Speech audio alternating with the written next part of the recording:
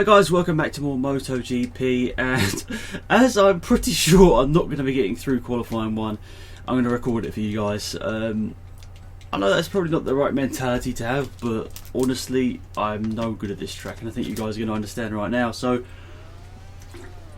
quick chug of water before we start the episode off properly. So, anyway, down to the last corner. Obviously it could all start here. This is where the lap really starts, really. It's like getting a good run off the corner, which I absolutely did not get. So anyway, heading down to the first corner here.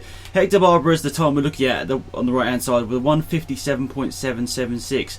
He's where we're looking at in terms of a decent time. What? So look at that, guys. That, like, I don't understand that. Why is the game always programming it so when you're on a hot lap, the AI are coming out of the pits? Like, look, all of them have just suddenly come out as soon as I'm on a hot lap. Like, how's that fair? Like, it's literally done on purpose to try and stop you getting a good lap in on your first lap. First sector, not too bad actually, considering all the rubbish that was going on there. We actually got a decent first sector. If we get through by some miracle, I'll be really surprised.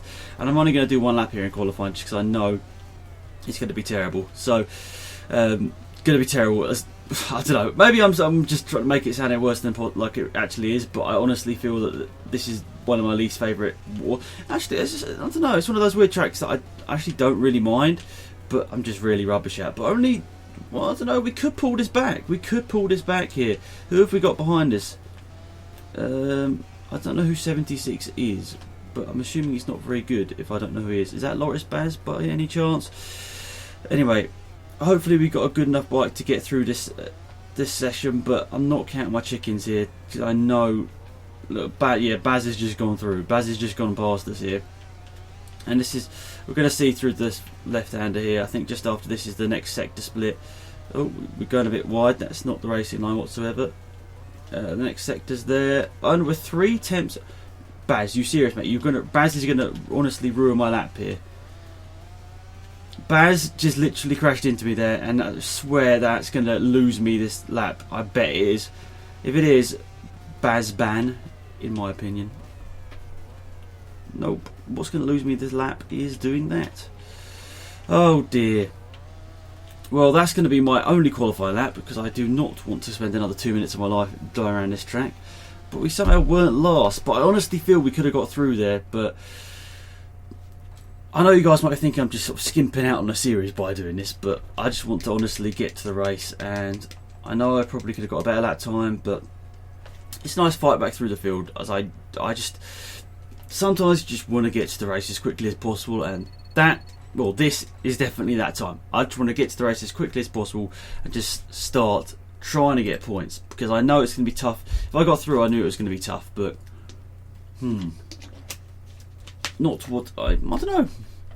I was going to say not what I expected, but honestly I didn't expect much going to that qualifying session. So I suppose you could say I was sort of where I am, and that's been the problem with this whole career mode, this sort of season I should say, in MotoGP, is the fact that I just haven't been consistent.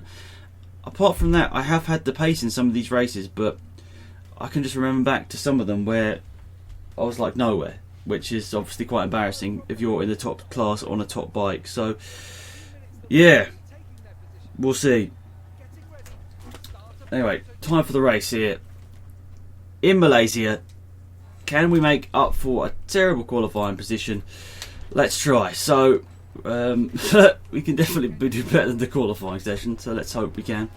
Well, I know we can if we have a clean race, that is, but you know that's probably not the case with me. Don't generally get good races. So, why is the bike hopping? Can somebody tell me why I'm hopping about all over the place? And also, I'd really appreciate a comment about what team you'd like to see me racing at next year. Because basically this video is going to go up on a Thursday, and I'm going to end up recording the last couple of races of the series, or the last race of the series, and maybe including the Moto Ranch. We'll see. I'm going to be recording that on the Thursday, so that's my next free day basically. So that's when I'll be looking at the comments, seeing which team you guys want me to race for, and obviously that's when I'll be making my decision in that one as well. Obviously, just go assuming that I get every offer. Maybe it won't be the case, but just say assuming I get every team possible to me. But first lap, that's been pretty decent, to be fair. We're ahead of both our teammates. I don't know what's happened to them, but they're so far down the order. Marquez is battling for a championship, and he's not. Is he in the top 10? No, he's not. Pedrosa's ahead of him. Rossi's doing badly as well. Like, what's happening in this race, I don't know. Marquez is now in the top 10. He's jumped both of us, and he's up into 9th. He's looking around the outside. Surely that's got to be a crash. Pedrosa was going in so fast into that corner. Well, someone hit the side of me there, which I'm not taking the blame for. But yeah, we've started. It's that third sector once again. I remember now saying, like last season in Moto 2, that third sector always gets me. Like, I can't get a good pace through there. Right. Back straight time. That was a nice run out there, to be fair. Even though we didn't, we did actually get a good run, but we ended up getting nice traction, I should say, which hopefully should get us in the braking zone. Hector Barbara, we're better than you on the brakes, so hopefully, yep, we'll get past you and hopefully get a good enough exit out of the corner. Why does the bike do that? It just hops about all over the place like nobody's business. Dovy's just got the fastest up on the first lap there into turn 1. Started going defensive here. Pedrosa's just in front of us here. Like, Pedrosa's having like a similar season to me. Some races he's up there battling into the podiums, and the other races he's just like nowhere. It's kind of funny to see, to be fair. But Pedrosa's had a bit like that so far in real life. To be fair, he's not exactly been the old Pedrosa. Obviously, since was it an operation a couple of years back? Not quite been the same Pedrosa, or was it a crash a couple of years back? Pedrosa's obviously been the nearly man of MotoGP for quite a long time now, and obviously he's getting towards the end of his career, so interesting to see what Honda do in real life with this contract situation, and maybe who Honda take as a teammate alongside Marquez for the seasons ahead. We'll see. Very interesting. I love my MotoGP. Try and watch as many races as possible. Obviously, you guys probably know, if you listen to most of my videos, I work every Sunday, so unfortunately I do miss every Grand Prix unless it's a late one. And MotoGP and F1, I just swear I was going to be off the bike at that point there. I swear someone was going to crash. Well, I swear I was going to be falling off, so that's nice that I didn't. But yeah, unfortunately I do miss every race live, which sucks unless it is a late or an early one. So yeah, I do have to end up using I end up using sort of catch-up TV to watch it, which is generally not as good. You don't get quite the same experience of watching a race when it's not live, but it is what it is, and still love MotoGP. Try and keep up to date with the news. Obviously, I'm not as sort of into my MotoGP as I am into my F1, but the racing is incredible, and I do still try and watch every race in MotoGP, so I'm still a big fan of both. Right, it's a nice overtaking here between me, Espargaro and Barbara.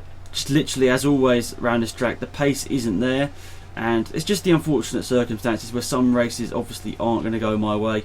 So I guess you guys realise by now which tracks I'm good at and which I'm not good at, so we'll just hope that in the future obviously we'll be a bit more consistent. Hoping for next season we can hopefully go to Yamaha if you guys want me to, and hopefully go for the championship. That's the aim. Obviously it's going to be tough nonetheless. You know, if I'm obviously going to be inconsistent at some tracks, so that's just not going to change. But I might be able to mount more of a serious challenge on the Yamaha, which in the game is surely the best bike. We're just looking at the AI, obviously, where Marquez in real life is doing really well. In the game, the Yamaha boys definitely number 1 and 2. It's just find it still so weird how much of a shaky start to the season Lorenzo had in the game. Yet he's come back and he's the championship leader, and I think he's probably going to be extending his gap today. We're really struggling around here in Malaysia. It's like, I don't know why, but it's just not a track that suited us for so many games in the past. And unfortunately, once again, it's looking like we're struggling to even be in the points here. We'll see what we can do. Last couple of corners, maybe we can get a cheeky position gain, but it's just obviously not our track. But at least it's been pretty smooth. That's something at least this race has been consistent. It's not like obviously gaining millions of positions on the first corner, but in general that was nice. Oh, that's not what I wanted though. Sliding. Tito are back now. Very fast down the back straight. can we be later on the brakes? That's the thing. I think we can be just late enough to secure 14th place. Not what you want, obviously, when you're riding a factory Honda bike, but you'll take it when you're not very good at the track. So there we go, across the line, guys. Thanks for tuning into another episode of MotoGP. Obviously, that time, no mistakes, which touchwood will continue for many years to come in my career mode, but just the pace wasn't there today. You know, less than 5.5 seconds behind the leader. I'll take a pinch of salt from that. It wasn't too bad. But Vinales is now ahead of us in the championship, but we're still ahead of Pedrosa. And yeah, I did say top 5, which isn't really possible now. My best I can really get is well, there's only one race left, isn't there? So my aim really is to try and win that last race and beat Vinales. So the best I can get in this championship now is 6th. So whilst that's pretty rubbish, I'll take it, considering how up and down this season has been. So thanks for watching, guys. Hopefully you enjoyed it. I'll see you next time for MotoGP 2016. Goodbye. Thanks again for watching this video, guys. I really do appreciate it. As always, leave a like on the video if you enjoyed it. It helps me out massively. You don't understand how much it really does help me out here on YouTube. Also, if you're new to the channel, subscribing, it really will help me out grow the channel, which obviously really is appreciated. And now I've got that out of the way, if you want to watch another video as well, there's one linked on the screen right now. It'll be a different annotation link every day, so maybe with different ones you saw yesterday. So always give it a quick check if you haven't seen it. That'd be really cool if you could check it out. Might be an old video, might be a newer one. Very cool to just see maybe some old content out there as well, whether you liked it or not. So as always, guys, thanks for watching. Have a great day. It's been Alex. I'm out here. Goodbye.